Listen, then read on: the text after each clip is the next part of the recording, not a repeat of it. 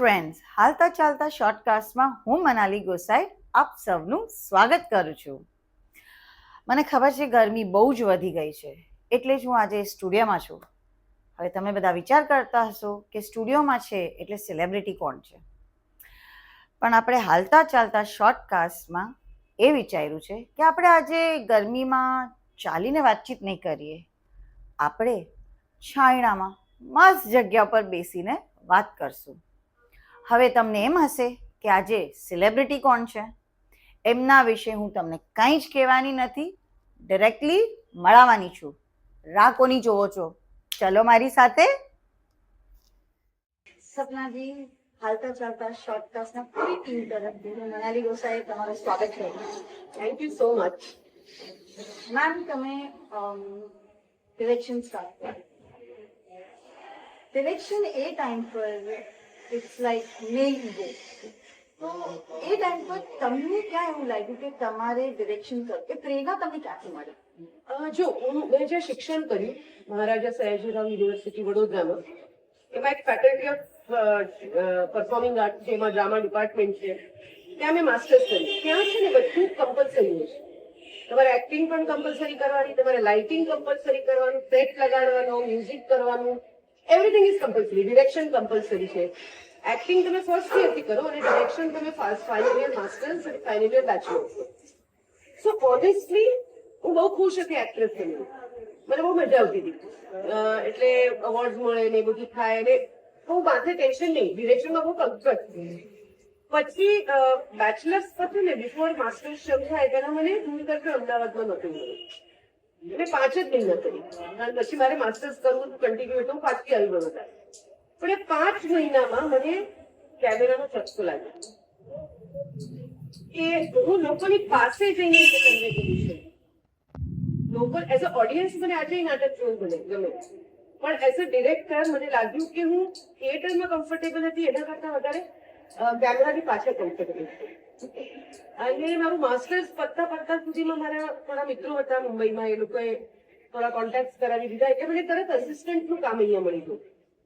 અને as you sad એ વખતે સ્ત્રીઓ બહુ જ ઓછી હતી, સ્ત્રીઓ એટલે કોઈ સ્ત્રી કે છોકરી તૈયાર છે અસિસ્ટન્ટમાં તો તરત લઈ લેવામાં આવે, પણ એને માત્ર કોસ્ટ્યુમનું જ કામ આપવામાં આવે. કોસ્ટ્યુમ કન્ટિન્યુટી લખતો. એ ફેઝથી લઈને અત્યારે હું એ બધું જોઈ રહી છું કે આજુબાજુ સિનેમેટોગ્રાફર પણ છોકરીઓ છે, સાઉન્ડ રેકોર્ડિસ્ટ છે, એડિટર્સ તો છે જ. તો આ જર્ની બહુ અત્યારે મને ફરક જણાય કે તમે અસિસ્ટન્ટ તરીકે છોકરીને રાખતા ખાલી કોસ્ટ્યુમ કન્ટિન્યુટી માટે, ત્યાંથી લઈને અત્યારે પ્રોડ્યુસર બની ગઈ. Pallavi Joshi, one of the biggest producers we have. અને એટલે I think it's a lucky journey, મોટું જર્ની કે તમે હમણાં જ કીધું કે એ ટાઈમ પર ઇટ વોઝ વેરી ડિફરન્ટ. અત્યારે જોવા જઈએ તો ટેકનિકલી તો રેડી પ્લેટફોર્મ જેવું મળે છે, મે બી સોંગ રેકોર્ડિંગ હોય કે જે બી હોય, એ ટાઈમ પર બહુ જ સરળ હતું. તો એ ટાઈમના તમારા કેવી સ્ટાઇલ એક્સપિરિયન્સ હતા કેમેરાની સાથે? કેવું સ્ટ્રગલ તમારે કરવું પડતું? હું એને સ્ટ્રગલ શબ્દ નહીં કહું. એક મને લાગે છે કે એક અલગ પ્રકારનું શિક્ષણ હતું. માત્ર ટેકનિકલ શિક્ષણ નહોતું કે સેટ ઉપર કેવી રીતે કરવાનું, જીવન જીવવાનું પણ એક શિક્ષણ હતું. કે જ્યારે તમારી પાસે પ્રોપર રિસોર્સિસ નથી, જ્યારે તમારી પાસે રેગ્યુલર ઇન્કમ નથી, એટલા બધા પ્લેટફોર્મ્સ નહોતા, ત્યારે ઝી ટીવી જસ્ટ શરૂ થયું હતું. એ પણ હું મુંબઈ આવી પછી. પહેલા તો દૂરદર્શન અને મેટ્રો સુધી જ હતું. વેબ શો ને ફિલ્મ્સ ને બધું તો બહુ દૂરનું હતું અમારા માટે.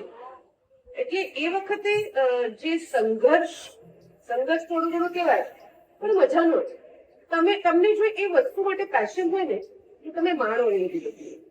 અને અમે માણ્યું. મને એક પણ દિવસ મને એવું એવા ઘણી બધી ઘટનાઓ બની પણ છે કે એટલો પૈસા નહોતા અને આ થયું તે થયું, પણ મને લાગે છે કે બધી ભૂલાઈ દીધી છે. કારણ કે એના એક્સચેન્જમાં મને જે કંઈ મળ્યું છે ને એટલું મોટું છે ને કે I think I am very happy.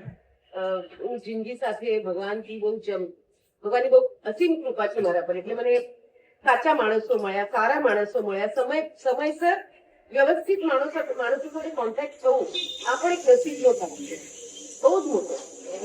એટલે એ નસીબ લઈને હું જન્મી મને લાગે છે. તો મને બહુ સારા અનુભવો આવ્યા. બહુ જ સારા. એટલે હું નવી અહીંયા આવી હતી જયારે તમે કહો છો કે શું તકલીફ, તો હું અસિસ્ટન્ટ હતી અને મારી ફ્રેન્ડ, એટલે હવે તારી ફ્રેન્ડ પણ મારી ગુરુ જ છે, નીલકાંતિ પાટેકર, એટલે નાના પાટેકરની વાઇફ, શી વોઝ પ્રોડ્યુસિંગ અને એના શોમાં હું અસિસ્ટન્ટ હતી. તો એણે મને, મેં કીધું મારે શીખવું છે યાર, ખાલી મને કોસ્ટ્યુમ્સ શું નથી કરવું, ચાલ તું એડિટમાં બેસ.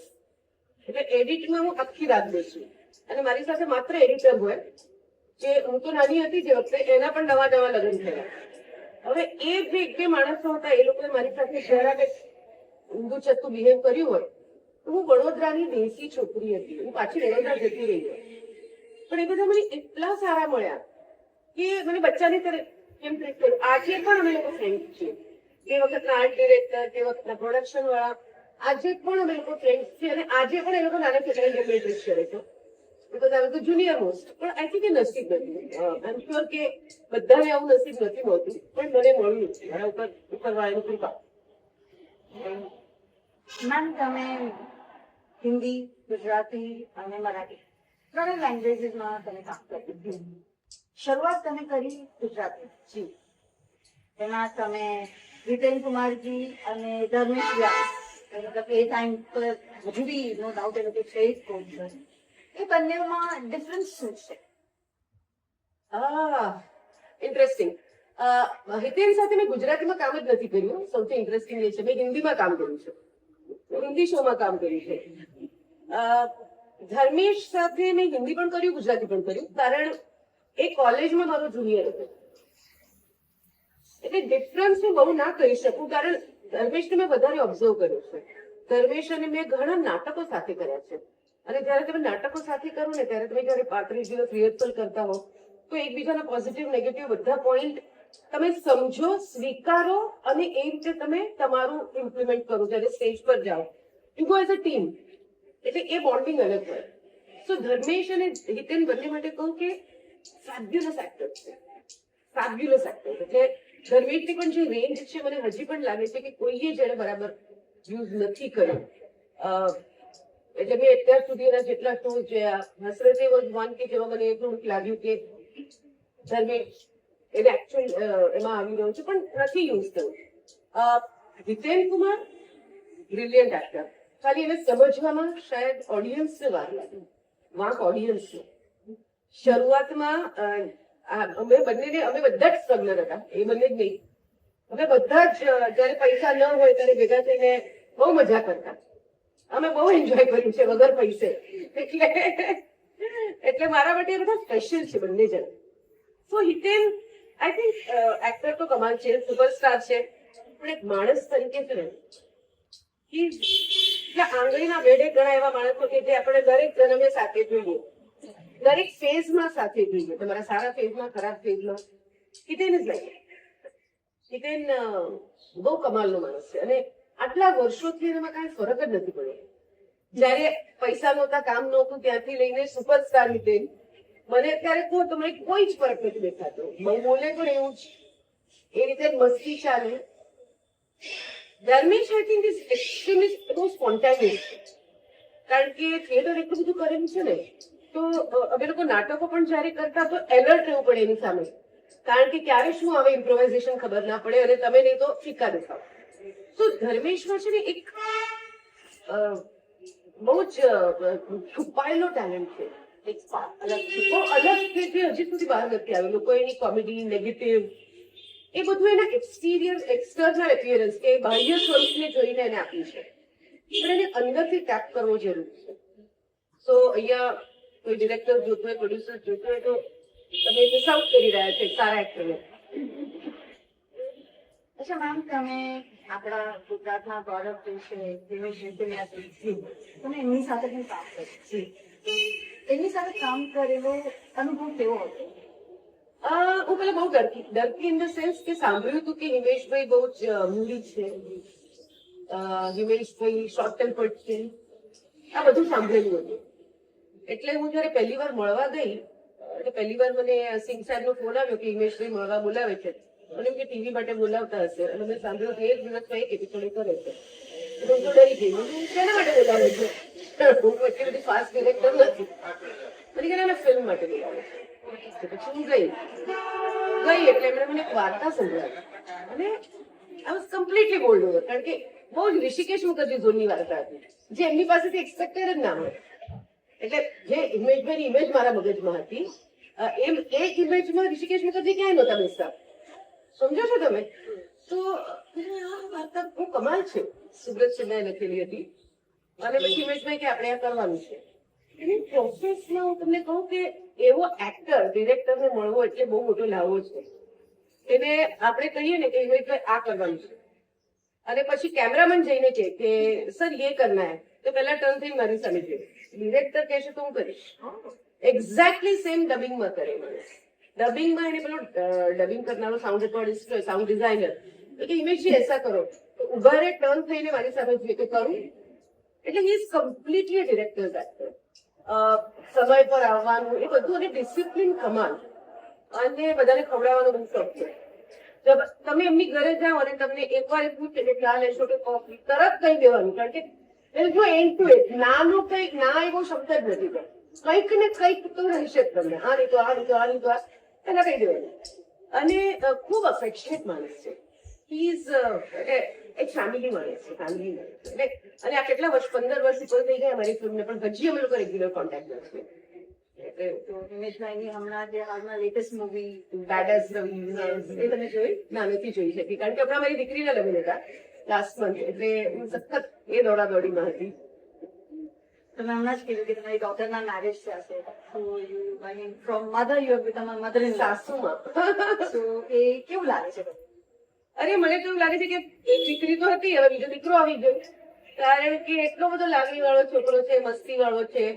એને એક સિંધી છોકરા સાથે લગ્ન કર્યા છે, સેન્સ ઓફ હ્યુમર બહુ સરસ છે અને આવતા જતા ફોન કરે, મસ્તી કરે. એટલે મને તો એવું લાગે છે કે એક દીકરો મળી ગયો મને. હું તો કે મારી દીકરી પણ જે સપોર્ટ અમુક વખતે નથી કરતી, આ આવીને કરી જાય.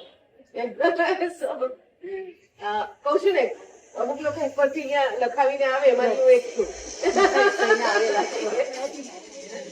મેમ, તમે બાલાજી ટેલિફિલ્મ સાથે પણ 8 વર્ષ હતી કામ કર્યું, એનો અનુભવ કેવો? બાલાજી પહેલું એવું પ્રોડક્શન હાઉસ, મોટું પ્રોડક્શન હાઉસ એ વખતે હતું. અને યાદ છે એ વખતે એકતા 18 સિરિયલ પ્રોડ્યુસ કરતી હતી અને મને એને 2 સિરિયલ આપી હતી કરવા, વીકલી. ડેલી તો હતું ને એ વખતે, વીકલી ના જમાનાની વાત. એ 2 સિરિયલમાં છે ને હું ચીડવી થઈ ગઈ હતી, આ મેનેજ કરું કે આ મેનેજ કરું. અને પછી એક દિવસ બેસીને વિચાર કર્યો કે આ છોકરી બરાબર છોકરું 18 સિરિયલ મેનેજ કરે છે અને ખાલી પ્રોડ્યુસ નથી કરતી, પૈસા નથી નાખતી. એને એકની વાર્તા ખબર છે, સ્ક્રીન પ્લે ખબર છે, એને આપેલો ડાયલોગ જો એડિટમાં ના જોઈએ તો એનું ક્વેશ્ચન કરે કે આના માટે આવો ડાયલોગ કીધું તે કેમ નથી, આ લોકેશન મેં કીધું તો એ કેમ નથી, મેં જે રીતનો ડેકોર, સુપર હ્યુમન છે એવું મને લાગે છે. એટલે અને મેં એની છે ને બહુ એટલે બહુ સારી સાઈડ જોઈ છે. એટલે જયારે લોકો એના વિશે ખરાબ બોલું એમ નથી કે લોકો અનુભવ પણ સારો રહેશે, પણ મને લાગે છે કે દરેક વ્યક્તિ છે ને એક્સ્ટ્રીમમાં હોય. જો બહુ ખરાબ હોય ને તો તમે બહુ સારું પણ એક બેલેન્સ. એટલે મેં એ સાઈડ જોઈ છે, કારણ કે બહુ સારું હતું, બહુ પ્રોફેશનલ. એના જેવું પ્રોબ્લેમ નહોતો. એટલે મને 5 તારીખે સામેથી ફોન આવે, બેન ચેક નથી લઈ જવાનું. એટલે આવું મેં બીજે ક્યાંય જોયું છે મેં જગ્યાએ, પણ એટલું બધું પ્રોફેશનલ. અને પ્લસ અમને લોકોને છે ને સપનું જોવાનું એકતા શીખવાડ્યું, ઇન ધ સેન્સ કે તમારે શું કરવું છે, ડ્રીમ બિગ. તમને શું જોઈએ છે? તમે બહાર કામ કરો તો સેટ ઉપર તમને જીની જીત જોઈએ છે, અરે બાપરે કેટલા દિવસ માટે, ઓહો તો પછી આપણે કામ કરીએ, આપણે થોડા જુનિયર ઓછા કર, ઇટ ઇઝ ફાઇન. એકતાને ત્યાં એકતા મારી પાર્ટી છે ને આ રીતે શૂટ કરવી છે એવું કહું ખાલી, બીજે દિવસે મારા માટે જીમી જીપ હોય, સ્ટેડી કેમ હોય, ગ્રાઉન્ડ ટ્રોલી હોય, બધું આવીને સેટ કરું. આપકો જો ચીજ કરો, આપણે જો વિઝ્યુલાઇઝ કિया ना तो रिजल्ट दोगे છે. She is a very result oriented girl. So means your vision of direction and all, full freedom was there. હા, ઝઘડા બહુ કર્યા અમે લોકોએ. પણ એનું એવું છે કે એ ઝઘડવા દે છે. C there are some people જે ઝઘડવા ન દે, તમને બોલવા ન દે, મેં બોલવા તો ફાઇનલ. જો ઝઘડા થાય છે એનો મતલબ કોઈ સામે અવાજ બોલે પણ તો ઝઘડા થાય, બરાબર? એક જણ હું બોલું એ ફાઇનલ અને બીજું બોલે નહીં તો ઝઘડો થાય જ નહીં. So I think it's a positive point કે મારા એકતાના ઝઘડા ઘણા થયા છે, કાચા પે કરી લીધા હતા અમે લોકો. એને અમુક વસ્તુઓ ગમે, પછી અમુક વસ્તુઓ મને લાગે કે ના ના બરાબર નથી, પણ સાંભળીએ ને. માનવું હોય તો માને, નહીં તો ના પણ માને, પણ સાંભળે. સો યસ, એટલે કે યુ આર, એટલે તમે સતત દરેક વસ્તુનું જસ્ટિફિકેશન તમારે રેડી રાખવું પડે. એ હાવ ટુ બી અલર્ટ કમ્પ્લીટલી. તમે લેડ બેક ના બનો કે એકાદ એપિસોડ ઢીલો ગયો તો ગયો, ના ચાલે. એ ટ્રેનિંગ જ હતું ને મારા દ્રષ્ટિએ, તો ટ્રેનિંગ જ છે. તો હા, એટલે એ ફરક આગળ પડે ને તમને એવી રીતે. Ma'am, John Abraham, very brilliant actor. But as a producer, એ કેવા છે? The best. बिना किसी झिझक के मैं बोल सकती हूँ, the best producer. એની સાથે કામ કરવાની બહુ મજા આવી. એ માણસ બહુ સારો છે. પ્રાણીઓ વિશે સખત પ્રેમ છે, એટલે એ એક અમારો બીજો બોન્ડિંગ પોઈન્ટ હતો. અને એ બહુ ઇન્વોલ્વ પ્રોડ્યુસર છે, એટલે એવું નથી કે પૈસા નાખી દીધા હવે તમે તમારે કરો, એવું પણ નથી. અને પૈસા નાખ્યા છે તો બધી વસ્તુમાં માથું મારીશ એવું પણ નથી. એ બધી વસ્તુમાં ઇન્વોલ્વ રહ્યો.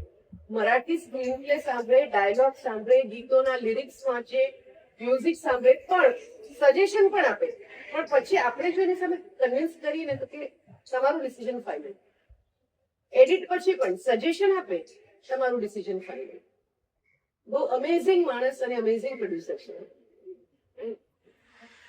મેમ, અમે એ પણ સાંભળ્યું છે કે તમે સંજય લીલા બંસાલીજી સાથે પણ કામ કર્યું છે.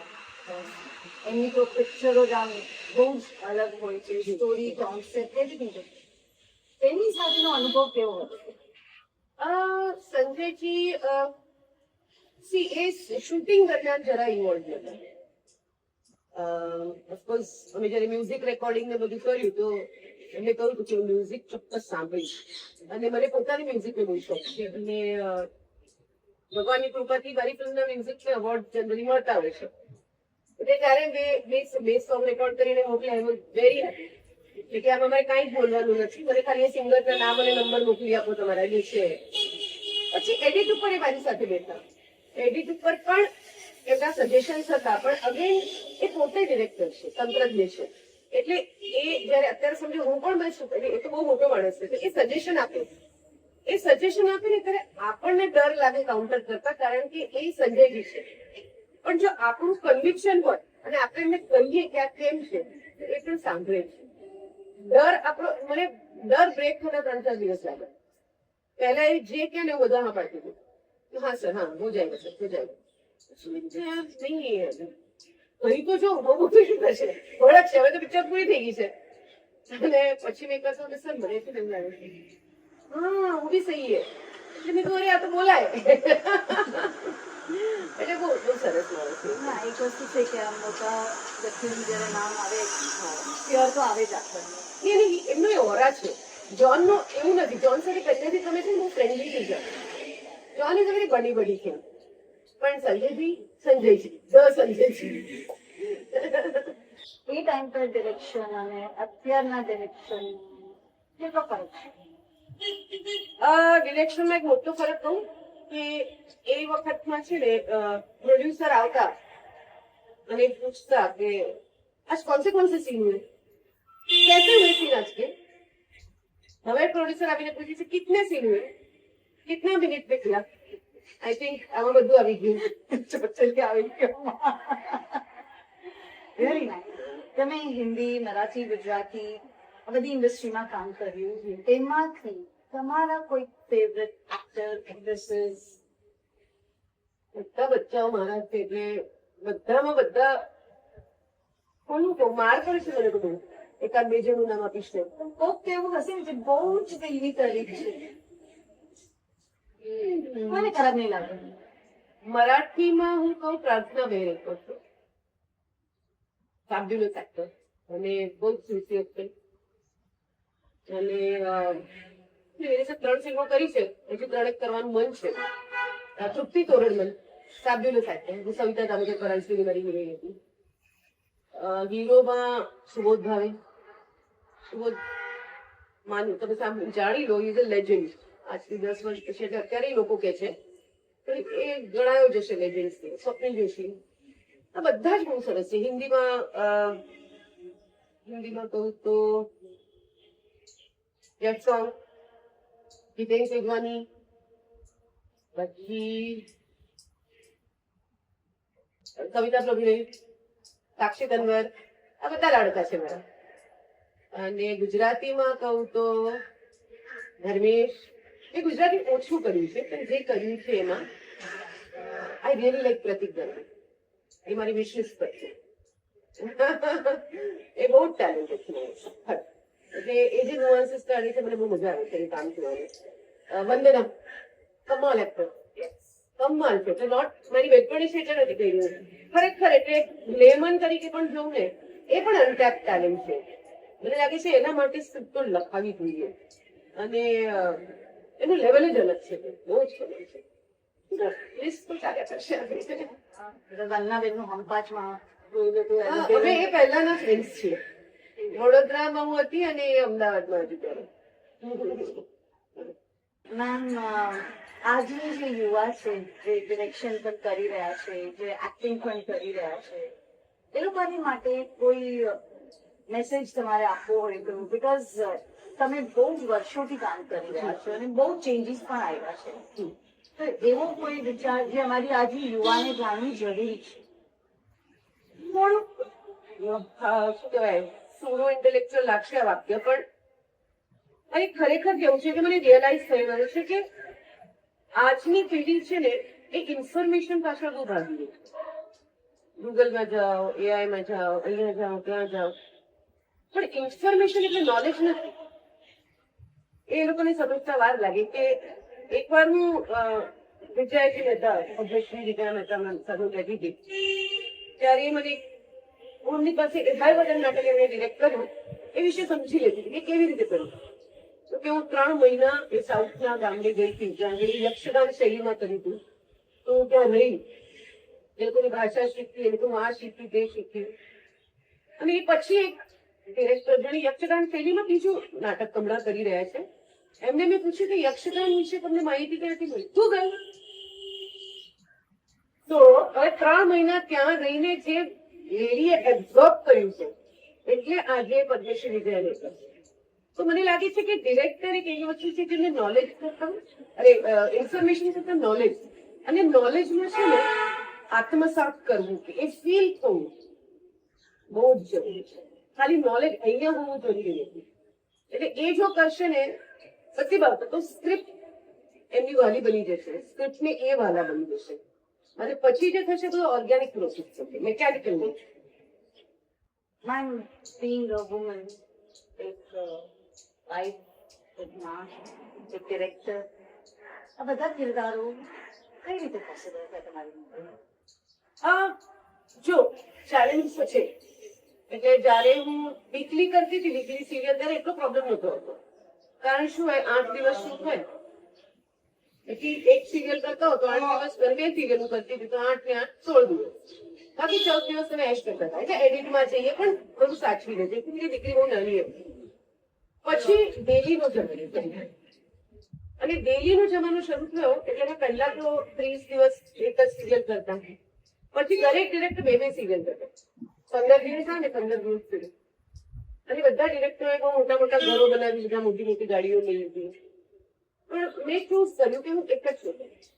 એટલે હું 15 દિવસ શૂટ કરતી, 15 દિવસ ઘરે બેઠી, અને વર્ષમાં 1 મહિનાની જબરજસ્તી છુટ્ટી લેતી હું, જ્યારે મારી દીકરીને લઈને હું ફરવા જતી. અને ફરવા એવી રીતે જતી કે એના ઇતિહાસ વિષયમાં જે પ્રાંત પર શીખવાનું એ વર્ષે છે ત્યાં જવાનું. સપોઝ રાજસ્થાની રાજાઓ પર હોય તો આપણે જયપુર જઈને વાર્તાઓ કહેવાનું કે આ જો અહીંયા છે, અહીંયા છે.